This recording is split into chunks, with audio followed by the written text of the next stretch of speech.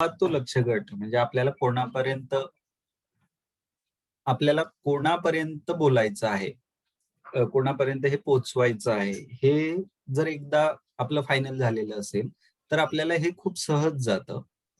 आणि त्या अनुषंगाने मग ते लोक म्हणजे ज्यांच्यापर्यंत आपल्याला पोहोचायचं आहे, ते नेमके कुठे आहेत, हे जर एकदा समजलं, तर आपण त्या अनुषंगाने त्या व्यासपीठाची निवड करू शकतो. ती झाली आपली सुयोग्य व्यासपीठाची निवड. म्हणजे आपल्याला जर पुण्यातल्या लोकांपर्यंत पोहोचायचं असेल, तर आपण पुण्यात जास्तीत जास्त वापरल्या जाणाऱ्या नेटवर्कचा विचार करू. अगदी साधी गोष्ट आहे. तसंच जर आपल्याला तरुणांसोबत गप्पा मारायच्या असतील, तर तरुण ज्या प्लॅटफॉर्मवरती आहेत ते वापरू.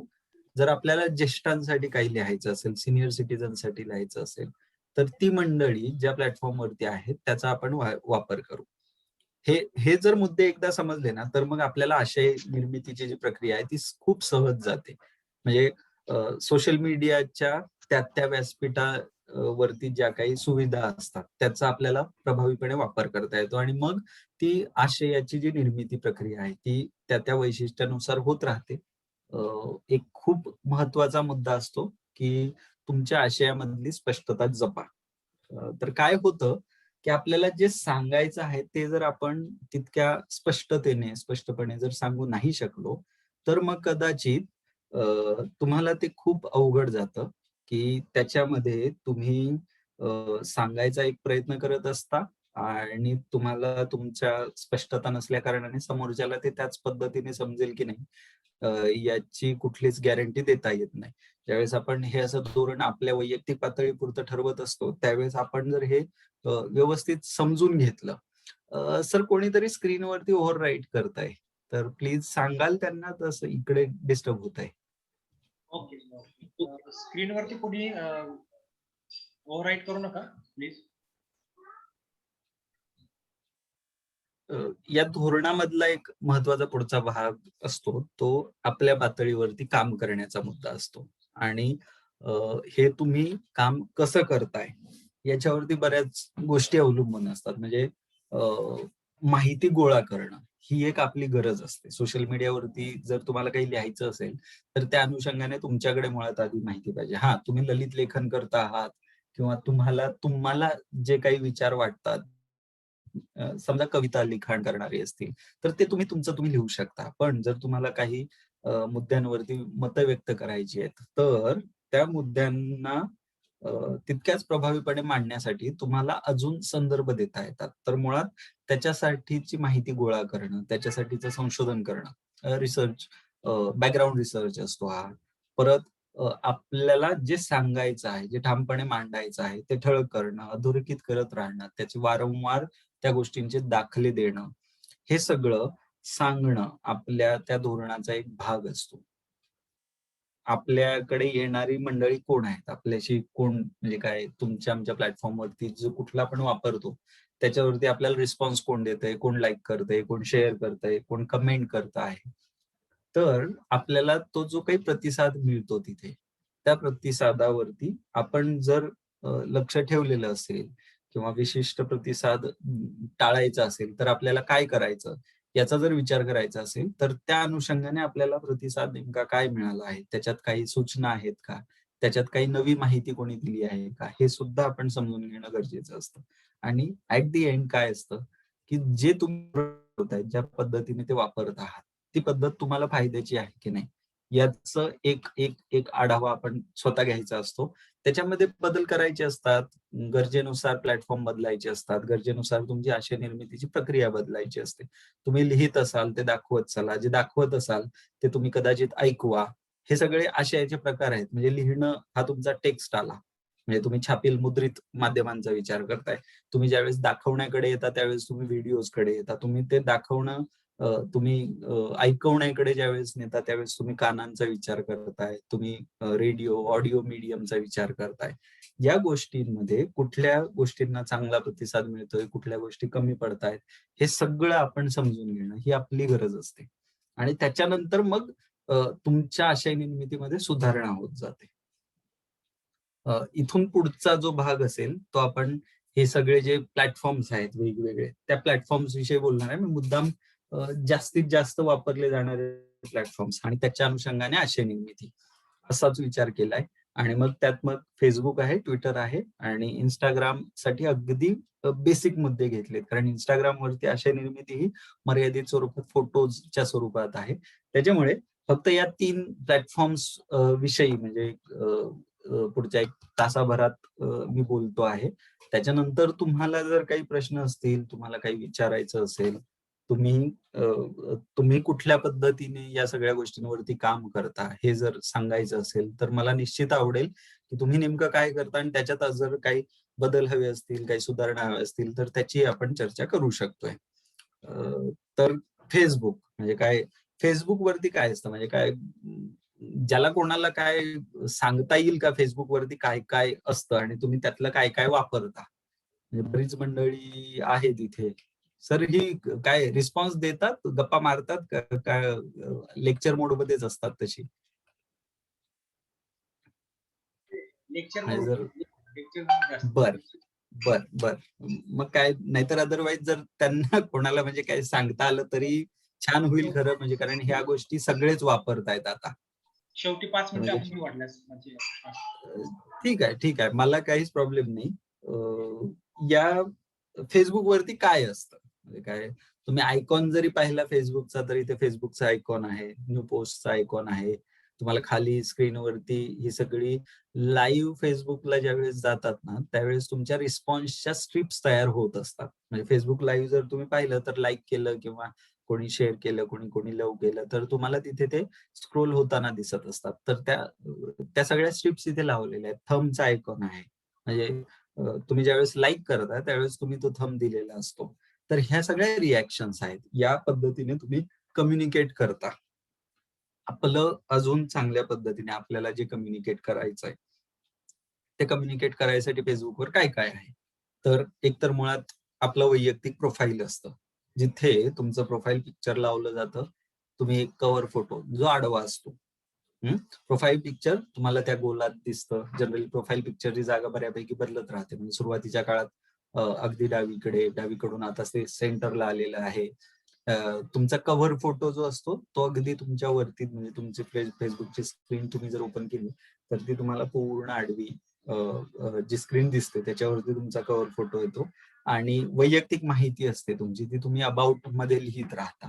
म्हणजे तुमचं थोडक्यात तुम्ही माहिती दिलेली असते. तुम्ही कोण आहात?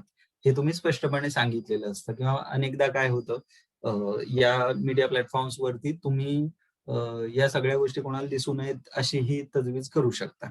पण ज्यावेळेस तुम्हाला चांगल्या पद्धतीने, विश्वासार्ह पद्धतीने तुमचं मत मांडायचं आहे, त्यावेळेस हा एक काय चांगुलपणाचा सल्ला असतो, की तुम्ही जे काय आहे ते अगोदर व्यवस्थित सांगा. तुम्ही का करता आहात? कशासाठी करता आहात? हे लोकांना कळू द्या. मग त्याच्यामुळे तुमच्या विषयीची विश्वासार्हता वाढण्याला मदत होते. म्हणजे तुम्ही जर तुमचा प्रोफाईल फोटो स्वतःचा न लावता भलताच दुसरा कुठला लावला असेल, म्हणजे आमच्यासारखी लोकं तर जर प्रोफाईल पिक्चर नसेल, तर फ्रेंड रिक्वेस्ट एक्सेप्ट करत नाही आम्ही. म्हणजे साधी गोष्ट आहे अगदी. जर तुम्हाला वाटतंय, की एखाद्याला दुसऱ्याला Facebookला फ्रेंड रिक्वेस्ट पाठवावी आणि तुम्ही भलतंच कोणाला तरी पिक्चर लावून ते प्रोफाईल पिक्चर लावून जर तुम्ही त्या प्रोफाईलवरून फोटो फ्रेंड रिक्वेस्ट पाठवली, तर समोरच्याला नाही कळत, की तुम्ही कोण आहात. आणि मग बट ऑब्व्हियस होतं, की हां, ठीक आहे कॅज्युअली असेल तर एक्सेप्ट करतात नाव वाचून. पण जर खूप जास्त क्युरियस लोकं असतील किंवा ज्यांना आपलं जे काही कम्युनिकेशन आहे, ते प्रभावीपणे करण्याची सवय असते, ते हे करत नाहीत. एक्सेप्ट नाहीत करणार. म्हणजे अलीकडच्या काळातली गंमत एक तुम्हाला सांगतो Facebookवरची. Facebookवरती प्रोफाईल लॉक करण्याचा एक ऑप्शन आहे. अलीकडच्या काळात आलेला ऑप्शन आहे तो. तर तुम्ही जर Facebookचं प्रोफाईल लॉक केलं आणि तुम्ही एखाद दुसऱ्याला फ्रेंड रिक्वेस्ट पाठवली, तर काय होतं, की तुमची कुठलीच माहिती त्यांना कळत नाही आणि तरीही तुम्हाला असं वाटत असतं, की तुम्ही त्यांचे फ्रेंड व्हावेत. तर अशा वेळेला मॅक्सिमम अशी शक्यता असते, जर अनोळखी व्यक्तीने पाठवलेली फ्रेंड रिक्वेस्ट असेल, तर ती सहजासहजी एक्सेप्ट होत नाही. आणि मग आपल्याला असं वाटायला लागतं, की अरे आम्ही इथं एवढं चांगलं काम करतोय, एवढं चांगलं लिहितोय, एवढं चांगलं लोकांपर्यंत पोहोचवतोय, पण तरीही लोकं आमच्याशी जोडले जात नाहीत. हा प्रॉब्लेम लोकांचा नसतो. हा प्रॉब्लेम तुमचा असतो. कारण काय तुम्ही ते लॉक ठेवलंय. लॉक ठेवलंय याचा अर्थ काय होतो, की ते तुम्ही तुमच्या त्या मंडळींपर्यंत पोहोचायची संधीच नाही दिलेली.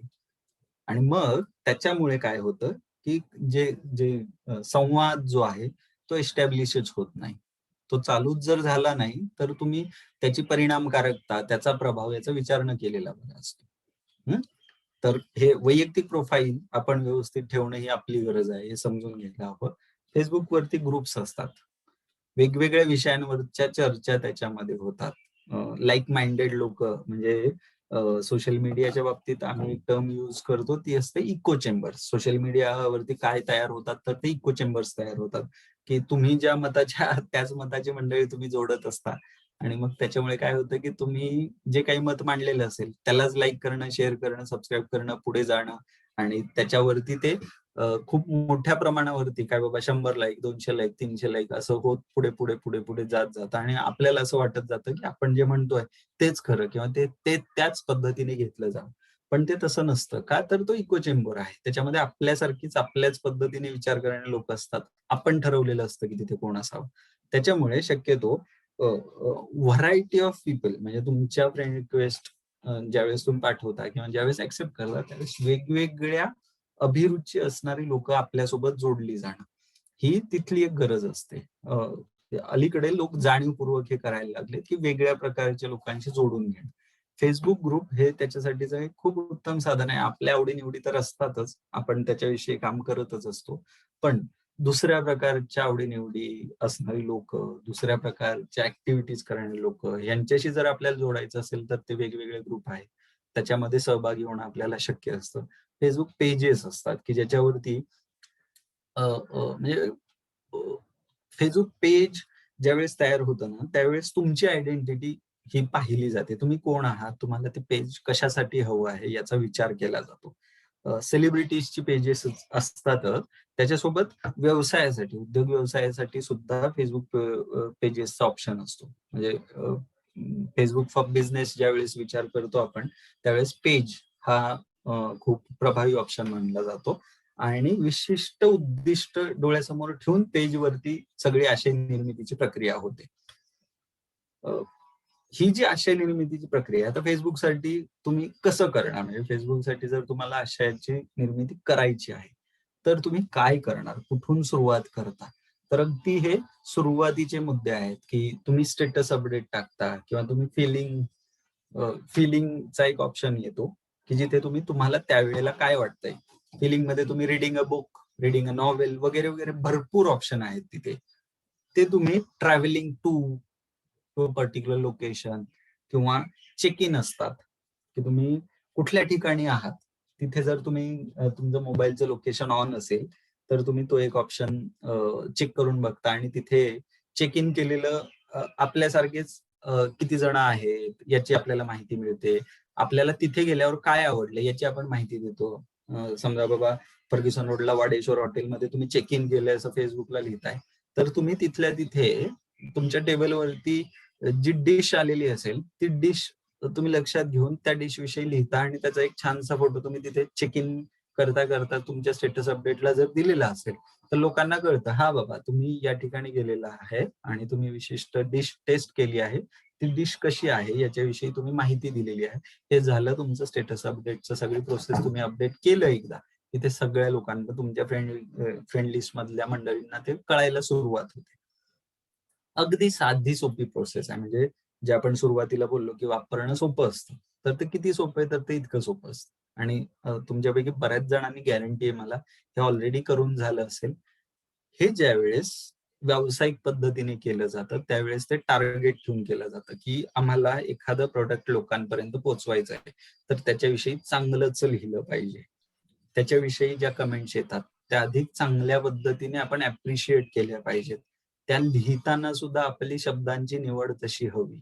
जर आपण वैशिष्ट्य त्या गोष्टींची, त्या ठिकाणांची जर आपण त्याच्यामध्ये घेत गेलो, लोकांना टॅग करत गेलो, आपल्याला नेमकं काय वाटतंय त्यावेळेस हे सांगत गेलो व्यवस्थित, तर आपण तयार केलेला जो आशय असतो ना, तो लोक अधिक चांगल्या पद्धतीने वापरून घेऊ शकतात. त्यांच्या पद्धतीने ते कन्झ्युम करतात आणि त्याच्यावरती रिएक्शन्स मग जनरेट व्हायला सुरुवात होते. म्हणजे टॅगचा एक एक खूप इंटरेस्टिंग ऑप्शन आहे. टॅग केल्यामुळे काय होतं? टॅग का करतात?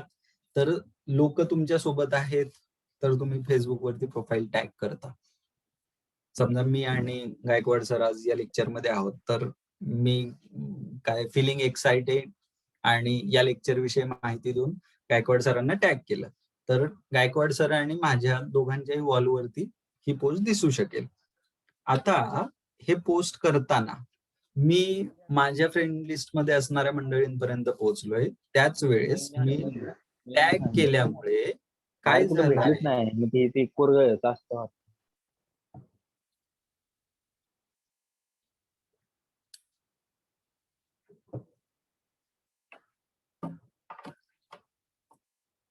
हॅलो, हा सर, हा येतोय आवाज सर. हा येतो ना, हा ओके.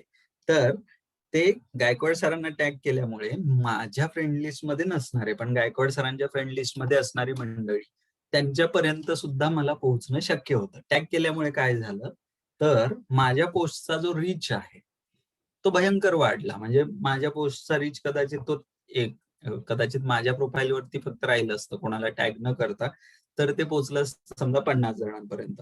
पण सरांना टॅग केल्यामुळे सरांच्या फ्रेंड लिस्ट मध्ये असणाऱ्या अजून 50 जणांपर्यंत मला जाता आलं. तोच आशय फक्त एका टॅगमुळे जास्त लोकांपर्यंत पोहोचला. हे सोशल मीडियाचं वैशिष्ट्य आहे. हे या पद्धतीने म्हणजे तुमचा जो रीच आहे तो वाढणं सहज शक्य होत जातं. त्याचा वेग वाढतो, तुमचा विस्तार वाढतो. आणि या सगळ्या गोष्टी तुम्ही जर हुशारीने वापरू शकलात, म्हणजे हे बघा तुम्ही ही सगळी जी काही मी तुम्हाला टर्म्स सांगितले आता, या सगळ्या तुम्हाला माहिती असणार आहेत, कारण तुम्ही रेग्युलर त्या वापरतही असणार. पण त्याने नेमकं काय होतं आणि ज्यावेळेस तुम्ही आशय निर्मितीचा विचार करता त्यावेळेस तुम्हाला काय करावं लागेल, तर या या सगळ्या गोष्टींचा तुम्ही जर सहज वापर करायला शिकलात तर कदाचित तुम्हाला खूप चांगल्या पद्धतीने रिस्पॉन्स मिळवणं, तुमच्या विषयाच्या संदर्भाने तुमचे प्लॅटफॉर्म्स वापरणं हे सहज सोपं होत जातं. आता मुद्दा येतो लिहायचं कसं किंवा सांगायचं कसं, बोलायचं कसं, भाषा कशी असावी.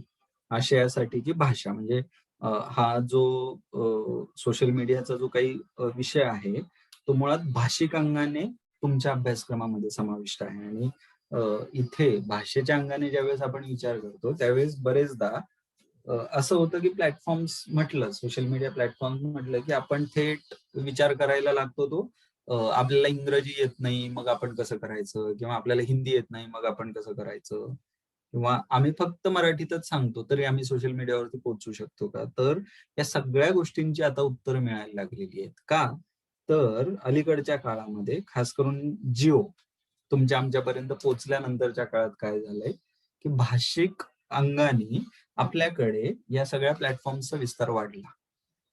म्हणजे गुगल सारखा प्लॅटफॉर्म असेल की ज्यांनी भारतीय भाषांमध्ये त्यांच्या सेवा उपलब्ध करून द्यायला सुरुवात केली. फेसबुक तुम्हाला भारतीय भाषांमध्ये वापरणं शक्य व्हायला लागलं. व्हॉट्सअपवरती आम्ही मराठीत, हिंदीत आपल्या स्थानिक भाषेत टाईप करू शकायला लागलो. आपलं मोबाईलमध्ये अगोदर फक्त इंग्रजी कीबोर्ड यायचा, आता आपल्याकडे फक्त इंग्रजी कीबोर्ड नसतो, आपण 2-3 कीबोर्ड वेगवेगळे वापरत असतो. तर हे सगळं सहज शक्य व्हायला लागलं. त्याच्यामुळे भाषेची जी अडचण होती की फक्त एका विशिष्ट भाषेतच आपण हे करणं, तर ती अडचण पूर्ण संपली. आणि मग आता जर आपल्याला सगळ्यांपर्यंत सगळ्यांना उपयोगाचा ठरेल असा आशय पोचवायचा आहे तर काय करावं लागेल. माध्यमांचं, कोणत्याही प्रसार माध्यमांचं, प्रसिद्धी माध्यमांचं एक गणित असतं की जेवढी साधी सोपी आणि सगळ्यांना समजेल अशी भाषा असते तेवढ्या चांगल्या पद्धतीने प्रसार माध्यमांची पोहोच वाढते. ती जास्तीत जास्त लोकांना प्रसार माध्यमांचा आशय समजायला लागतो. आणि तेच गणित इथे सुद्धा म्हणजे सोशल मीडियासाठी सुद्धा तितकंच लागू आहे. समाज माध्यम, सोशल मीडिया जे म्हणतो तिथे तर तुम्हाला भाषेमधले खूप सारे व्हेरिएशन्स पाहायला मिळतील. म्हणजे तुम्ही कोकणी भाषेतला आशय सोशल मीडियावरती पाहू शकाल. कोल्हापुरी, अस्सल कोल्हापुरी बाजाची भाषा तुम्हाला सोशल मीडियावरती सापडेल. खासरे सारखं चॅनल आहे, युट्यूब चॅनल आहे, फेसबुक पेज आहे.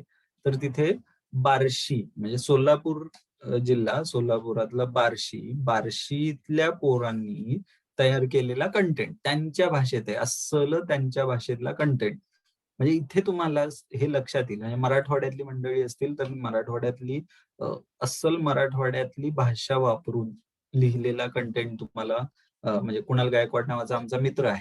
तर कुणालचं वैशिष्ट्य आहे त्यांचं लिखाण हे पूर्णपणे अस्सल मराठवाडी बाजेच्या मराठी भाषेत असतं. तर भाषा ही जी आहे म्हणजे हे मी सांगतोय ही स्थानिक बोलीभाषेची उदाहरणं सांगतोय. तुम्हाला अलीकडच्या काळात YouTube चॅनलवरती अहिराणी भाषेतली गाणी लोकप्रिय झालेली गाणी सापडतील, की ज्यांना मेनस्ट्रीम मीडियामध्ये कधीही कोणीही स्थान देत नव्हतं. सोशल मीडियामुळे काय झालंय, की तुम्ही तुमच्या भाषेत, हव्या त्या भाषेत तुम्ही बोलू शकता, तुम्ही लिहू शकता.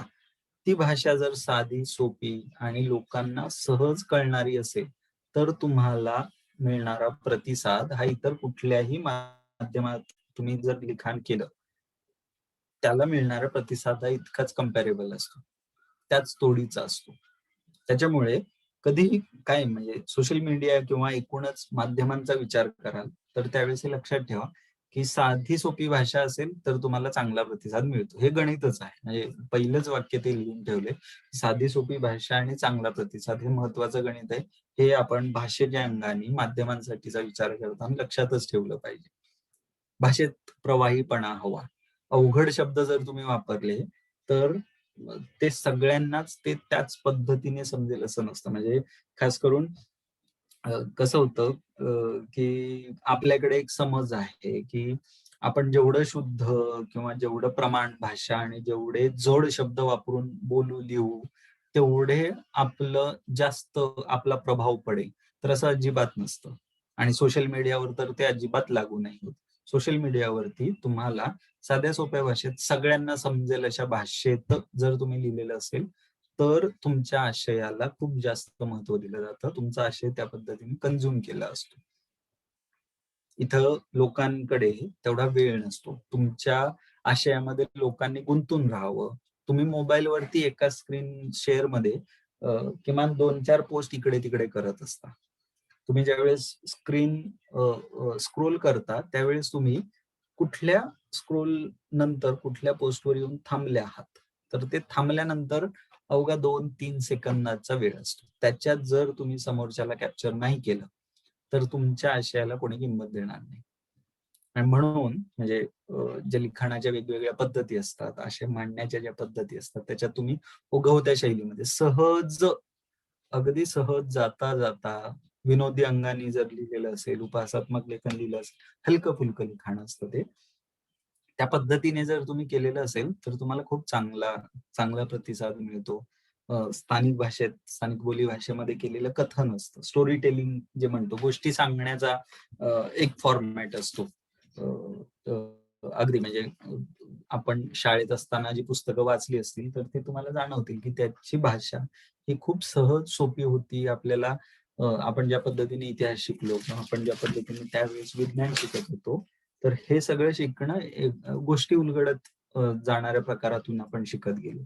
त्याच पद्धतीने जर तुमची आशय निर्मिती असेल इथे, तर तुम्हाला खूप जास्त फायदा होतो. आणि मग म्हणजे काय तुम्ही किती लिहिताय म्हणजे 3 पॅराग्राफ, 4 पॅराग्राफ लिहा का तुम्ही 2 ओळीचं लिहा. तुम्हाला मिळणारा प्रतिसाद तो त्या पद्धतीने राहतो. जर तुम्ही तितकं प्रभावी ते लिहू शकलात तर. आणि मुळात हे लक्षात आपण घेतलं पाहिजे, की भाषा ज्यावेळेस तुम्ही वैयक्तिक वापरासाठी विचार करताय, त्यावेळेस तुम्ही भाषेचे काय जडत्व किंवा भाषेचा खूप म्हणजे वरच्या पातळीवरची भाषा ही तुम्ही वापरू शकता. अभ्यासासाठीची भाषा वापरणं हा एक वेगळा प्रकार असतो. माध्यमांसाठीची भाषा वापरणं हा एक वेगळा प्रकार असतो. आणि माध्यमांमध्ये तुम्ही प्रवाही भाषेमध्ये लिहिणं, बोलणं याला खूप जास्त महत्व आहे. तेच महत्व तुम्हाला इकडे सोशल मीडियावरती लक्षात ठेवावं लागतं. विषय काय-काय असतात? म्हणजे ज्यावेळेस सोशल मीडियावरती आम्हाला पोस्ट करायच्यात, पण सुचतच नाही सर. म्हणजे आमच्याकडे बऱ्याच विद्यार्थ्यांचे आमचे जे काही गप्पा-टप्पा होतात त्याच्यात हा एक इंटरेस्टिंग मुद्दा येतो, की सर आम्हाला कशाविषयी लिहायचं हेच कळत नाही. म्हणजे बाकीच्यांनी लिहिलेलं ते वाचत असतात, ते कन्झ्युम करत असतात. पण मग ते त्यांना कसं सुचतं हे कळत नसतं. तर अगदी साधं गणित आहे. सोशल मीडिया हा तुमच्या हातातला मीडिया आहे. त्याच्यावरती तुम्ही तुम्हाला पाहिजे ते लिहू शकता, बोलू शकता, त्याच्याविषयी व्यक्त होऊ शकता. अभिव्यक्ती असते. हे तुम्ही कुठल्या पद्धतीने व्यक्त होणार आणि ते कशा पद्धतीने लोकांपर्यंत पोहोचवायचा तुम्ही प्रयत्न करणार, याच्यासाठी जी संधी तुम्हाला आयती मिळालेली. अगोदर हे असं नव्हतं. अगोदरच्या काळात तुम्हाला प्रसारमाध्यमांच्या चौकटीमध्येच राहून काम केलं असेल तर तुमचं म्हणणं जे काही होतं ते मांडलं जात होतं. आता तसं नाहीये.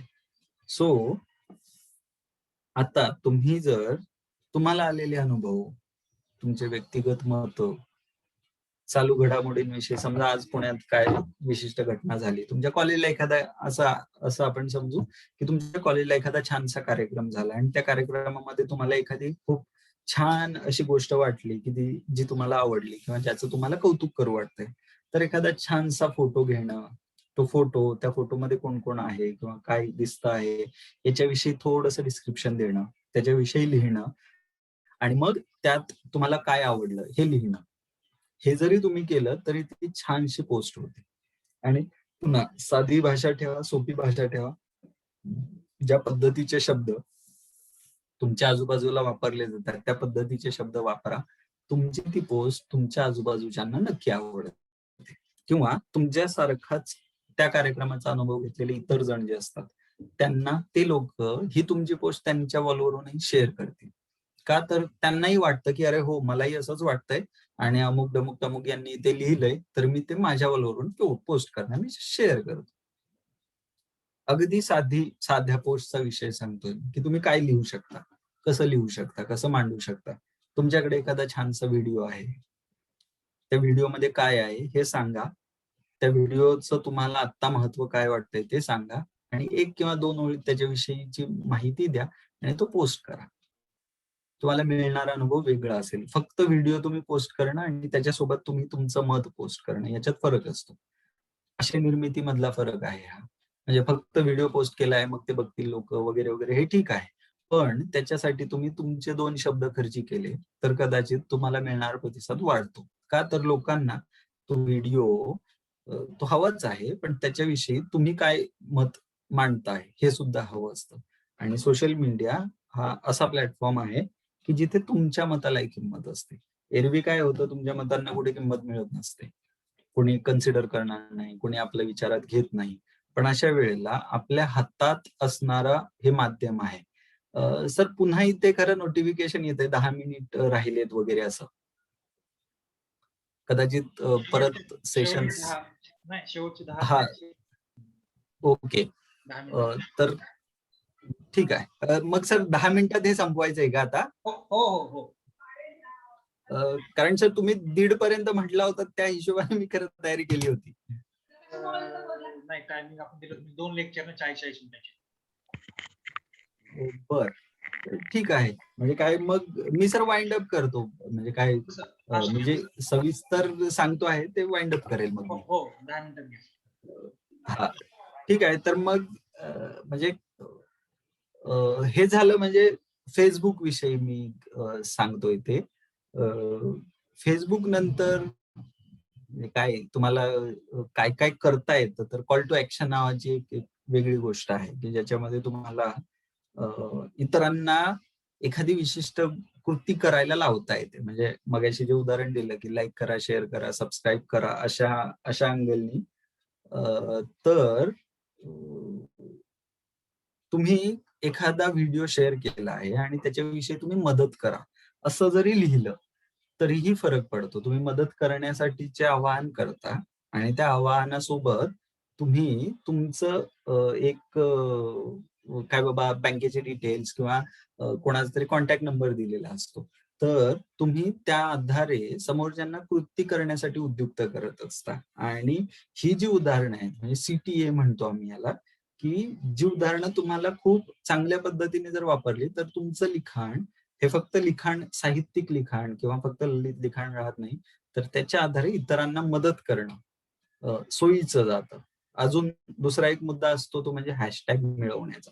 हॅशटॅग वापरणं, हॅशटॅग लावणं आणि हॅशटॅग आपण इतर ठिकाणाहून मिळवणं. तर याच्यात काय होतं, तुम्हाला ट्रेंड्स कळत असतात तुमच्या वॉलवरती किंवा तुमच्या सर्चमध्ये, की लोक कुठल्या विषयावरती जास्त बोलतायत, कुठल्या विषयावरती काही मतं मांडतायत, कुठले विषय चर्चेतले विषय आहेत आणि या विषयांवर समावेश असणाऱ्या पोस्टचं जर तुम्ही लिखाण केलं, सुरुवातीच्याच काही काही वाक्यांमध्ये किंवा एखाद दुसऱ्या शब्दामध्ये तुम्ही त्या हॅशटॅगच्या आधारावरती ज्या चर्चा चालल्या आहेत, त्याचा समावेश केला, तर तुम्हाला हे सगळं खूप सहजपणे तिकडे जे असणारं ट्रॅफिक असतं, ते तुमच्याकडे ओढून घेता येतं आणि तुमचं इतरांपर्यंत पोहोचवणं हा जो एक डोक्यात उद्देश असतो, की आपलं मत इतरांपर्यंत पोहोचलं पाहिजे. ते सहज शक्य होतं. अलीकडे काय होतंय, हॅशटॅग्सचा वापर करणं बरेच जण टाळतात. कारण हॅशटॅग वापरल्याने एक दुसरा धोका असतो, तो म्हणजे आपण अनावश्यक गर्दी आपण आपल्याकडे ओढून घेत असतो. त्याच्यामुळे लोकं बरेचदा घाबरतात. पण ज्यावेळेस तुम्हाला रीच वाढवायचा आहे, त्यावेळेस तुम्हाला या पद्धतींचा वापर करावा लागतो. म्हणजे हे मी सांगितलं Facebook विषयी. Twitter विषयी ज्यावेळेस आपण बोलतो, तर म्हणजे अलीकडच्या काळात Twitterची कॅरेक्टर्सची मर्यादा, कॅरेक्टर्स म्हणजे अक्षरं जी आहेत, त्याची मर्यादा थोडी थोडी वाढली आहे. म्हणजे 280 कॅरेक्टर्स आत्ता तुम्ही वापरू शकता. तर 280 अक्षरांमध्ये म्हणजे ज्याच्यामध्ये तुम्ही दिलेला स्पेसही मोजला जातो. म्हणजे एक स्पेस बार दाबला तर ती एक स्पेस होते. अशा 280 स्पेसमध्ये तुम्ही लिहीत असता.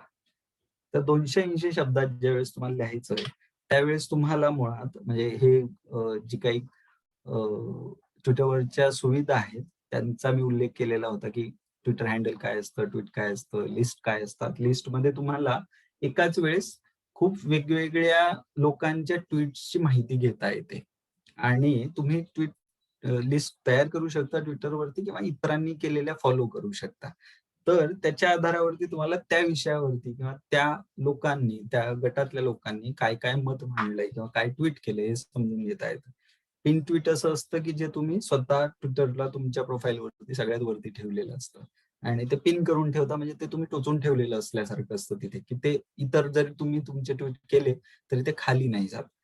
त्याच्या आधारावरती तुम्हाला तुमचं मत विशिष्ट विषयावरचं त्यावेळेस किंवा त्या दिवसासाठी किंवा त्या त्या काळासाठी म्हणून कंटिन्युअसली ठेवता येतं. Twitterवरची आशय निर्मिती जी आहे, मुळात मर्यादित जागा आहे आणि Twitterवरती काय होतं, तुम्ही खूप उशिरा एखाद्या गोष्टीविषयी व्यक्त करून चालत नसतं Twitterवरती. तुम्हाला लगेच सांगावं लागतं जे काही सांगायचं आहे ते. तर त्या अनुषंगाने Twitterवरती ट्वीट करण्यासाठी खूप मोजका काळ असतो. म्हणजे मर्यादित जागा, 280 कॅरेक्टर्स आणि मर्यादित कालावधी. हे गणित लक्षात ठेवून Twitterवरती काम चालतं आणि मग त्याच्यामुळे काय होतं, की तुम्हाला खूप कल्पक, सर्जनशील पद्धतीने म्हणजे क्रिएटिव्ह रायटिंग जे म्हणतो ना आपण, की तुमचं कायम जागं लागतं ते आणि अगदी मोजक्या शब्दात, अगदी अगदी पंच देऊन तुम्हाला लिहिता यावं लागतं. म्हणजे Twitterवरती हॅशटॅग वापरल्या जातात, पण हॅशटॅग वापरताना तुम्हाला ती जी स्पेस असते, ती सुद्धा विचारात घ्यावी लागते. आणि बेसिक गणित, की तुम्ही शब्दबंबाळ जर लिहिणार असाल तर Twitter वापरू नका. हे त्याच्यासाठीचा प्लॅटफॉर्म नाहीये. सो बेटर वे, की तुम्ही शब्दबंबाळ लेखन टाळा, तर तुम्हाला खूप चांगला प्रतिसाद तिथे मिळू शकतो. लोक रिट्वीट करतील, लोक तुम्हाला फॉलो करतील, या सगळ्या गोष्टी तिथे होतील. सो म्हणजे पुन्हा या ज्या आधीच्या गोष्टी आहेत, ज्या Facebookसाठी तशाच लागू आहेत, की आपल्याला काय सांगायचंय किंवा काय बोलायचंय हे लक्षात हवं आपल्याला. त्याच्या आधारावरती मग तुम्ही इतर शब्द म्हणजे तुमची शब्दांची निवड असतील, छायाचित्र असतील, व्हिडिओ असतील किंवा इतर ठिकाणी जे उपलब्ध असणारा आशय आहे, तो तुम्ही तुमच्याकडे ओढून घेऊ शकता आणि त्याच्याविषयी तुम्हाला काय मत आहे, काय सांगायचं आहे, ते तुम्ही Twitterवरती बोलू शकता. सो म्हणजे Twitterवरती तुम्ही स्वतःचं ट्वीट करणं, इतरांनी केलेल्या ट्वीट आपल्या प्लॅटफॉर्म, आपल्या प्रोफाईलवरून रिट्वीट करणं किंवा रिट्वीट करताना आपल्याला काहीतरी विशिष्ट मत मांडायचं आहे. तर ते ट्वीट आपल्याकडे घेऊन एम्बेडेड ट्वीट नावाचा एक ऑप्शन असतो, की जिथे ते ट्वीट आपल्या ट्वीटमध्ये दिसतं आणि आपल्याला त्याच्याविषयी काय म्हणायचंय हे सुद्धा आपल्याला सांगता येतं.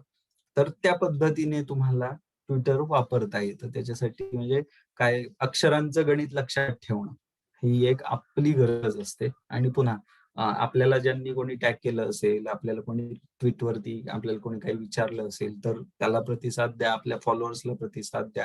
हे बेसिक गणित आपल्याला लक्षात ठेवावं लागतं. आणि Instagram म्हणजे काय Instagram विषयी मी विद्यार्थ्यांना सांगावं अशी खरं गरज नाहीये, पण तरी हे अगदी जाता जाता सांगून ठेवतोय की इंस्टाग्रामवरती काय होतं की खास खास करून ताजी जी छायाचित्र असतात किंवा रील्स आहेत, छोटे व्हिडिओज असतात. सो इंस्टाग्राम हे त्याच्यासाठीचं व्यासपीठ आहे.